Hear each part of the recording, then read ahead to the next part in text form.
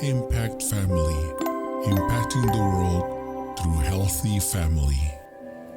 Shalom saudara-saudara, selamat berjumpa dalam Impact Family yang sedang membicarakan tentang Roh Kudus. Dan Roh Kudus yang dinanti-nantikan itu telah datang. Ya, selanjutnya Billy Graham mengatakan, betapa besar perbedaannya karena tekanan pada satu kata dalam gambaran tentang peristiwa yang menggemparkan dunia.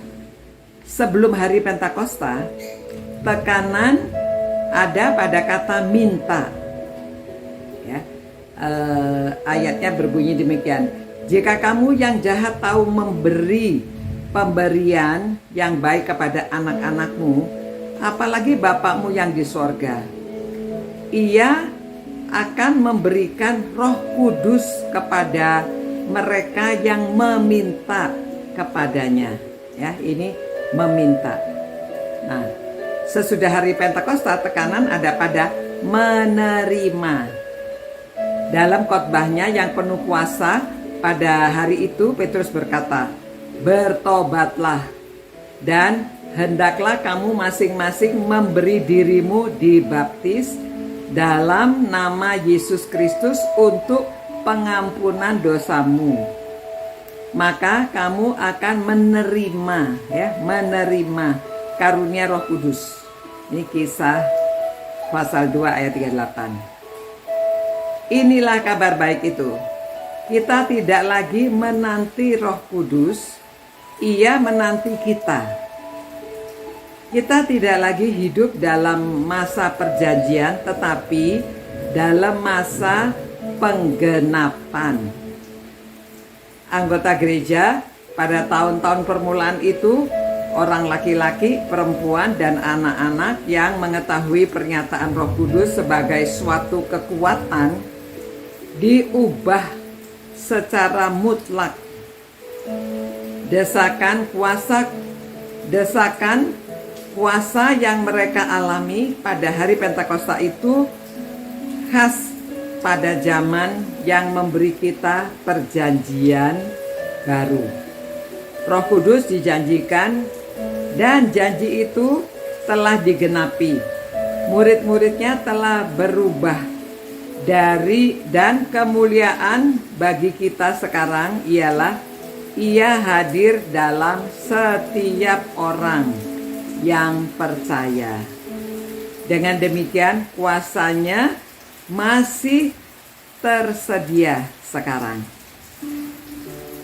Siapakah pribadi yang dijanjikan Kristus untuk menggantikan Dia?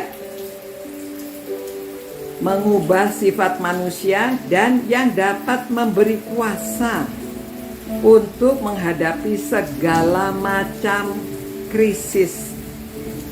Bagaimana saudara dan saya tahu akan kuasanya di dalam hidup kita tiap-tiap hari? Nah, saudara ingin tahu siapakah Roh Kudus? Demikian ya. Beberapa tahun yang lalu ada seorang di dalam kelas bertanya kepada murid-muridnya, mungkin ada di antara mereka yang dapat menerangkan tentang listrik. Seorang anak laki-laki mengangkat tangannya.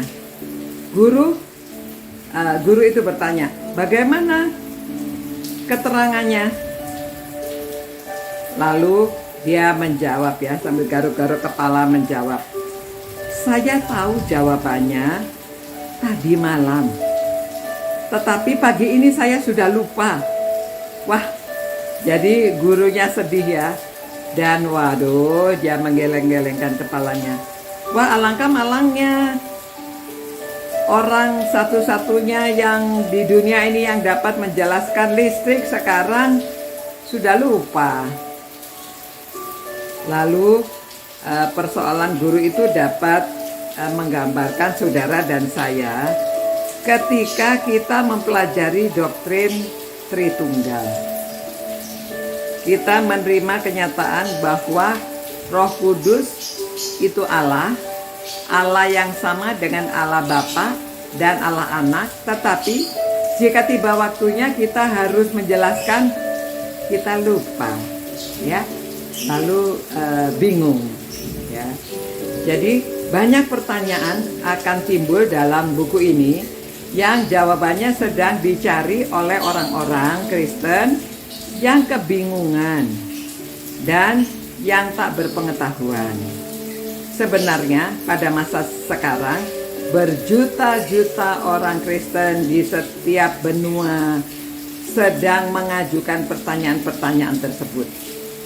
Mereka sedang mencari dan seharusnya mendapatkan jawaban yang alkitabiah.